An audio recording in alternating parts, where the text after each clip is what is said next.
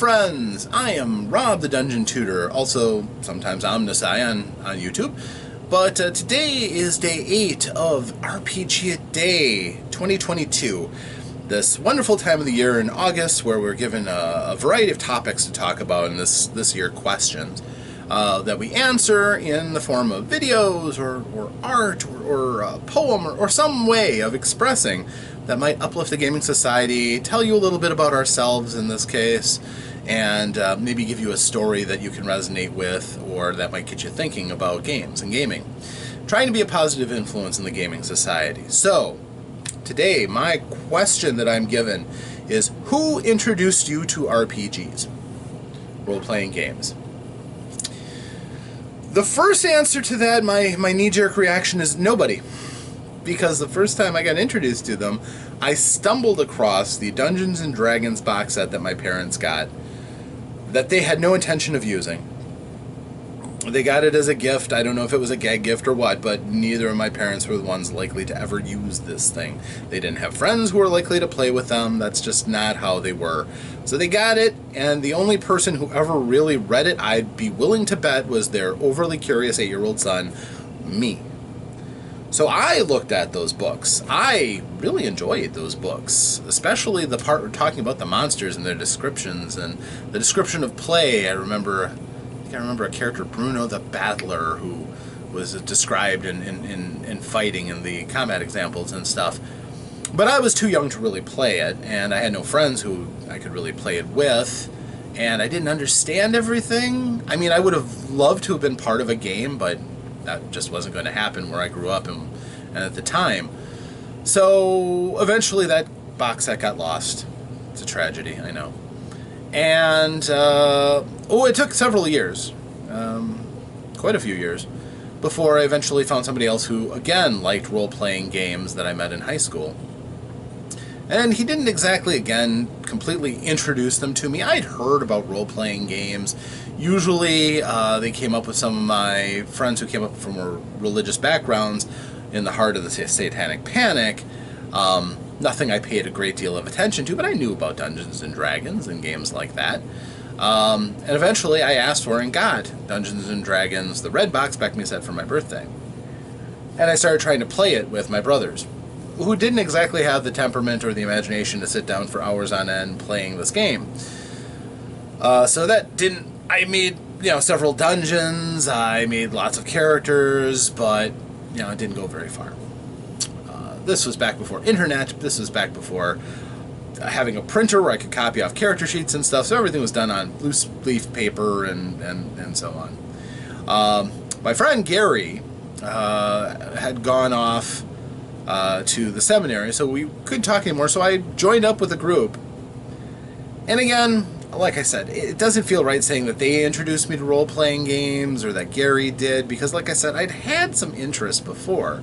And I'd played video games that were RPGs a little bit. Not much, I'll grant you that, not much. But what little tastes of it I did like. Making up a character and going forth into the world and getting slaughtered and then making up a new bunch of characters and learning from it and so on. I did some of that. But I largely am self-introduced. Also, I loved fantasy literature, and that really put a taste in my mouth for fantasy adventure. Of course, Tolkien was central in that, but I read several that definitely would inspire future role-playing game considerations of mine. Ultimately, I would say the person who probably has the most credit for keeping me in role-playing games might be said to be Frank Menser, just because of the way that he wrote the Dungeons & Dragons red box set that made it so easy to get into it and be absorbed in what role-playing is and means and can be.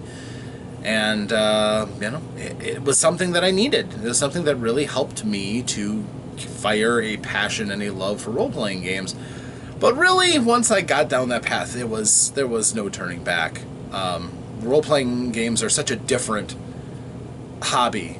Video games, pale in comparison.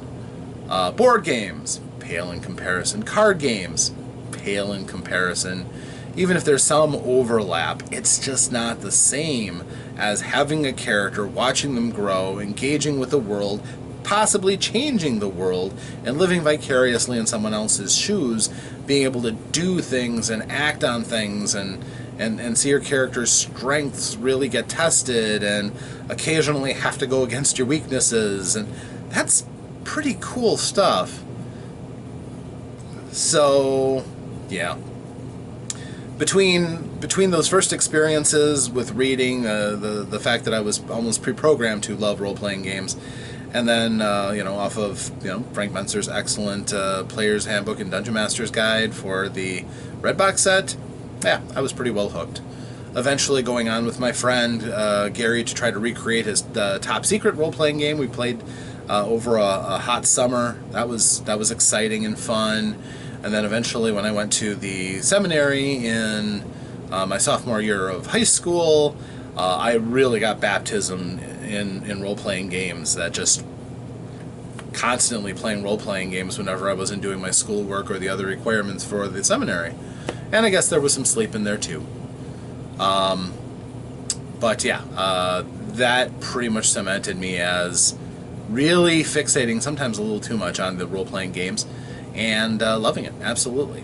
Every step of the way. I've very few role-playing experiences where I can say they were bad, or painful, or shameful, or anything of that nature. There are some of them will get talked about, but by and large, it's been a great ride. So, that's my answer to the question. Largely, I fell into it on my own, but that's cool. There's a lot of people doing that. Everybody who stumbles across a Critical Role or watches E.T. and watches these kids playing D&D in the beginning has a chance, if they've never played a role-playing game, to go, huh, that's kind of interesting. I wonder what they're doing, how they're doing it, and maybe they look out for their own. I did kind of the same thing. I thought it was something similar to Tolkien or one of the other fantasy writers that my mother collected and read, and I ended up reading many of them and going, oh, okay, wow, this is a lot different. This is a weird game, but there's so much fantasy in this. So, yeah, I wish I still had that set. Ah, well. So, until next time, my friends, I am Rob the Dungeon Tutor, or Omnisci, as you prefer. Thanking you for joining me. Again, if this is something that inspires you and you want to contribute yourself, feel free to. RPGaDay.com's website, you can get the graphic for this and follow along with the questions yourselves. I will continue doing this, of course, and I hope if you have anything yourself about, who introduced you, I'd love to hear about it. In the comments below would be fantastic. Or on my Dungeon Tutor group, we can talk about it. But, if you have stories of yourself, please share them. I'd love to see it. I'd love to hear it. If you make a video, link it to here, please, so that I can follow it and see what you came up with. That would be great.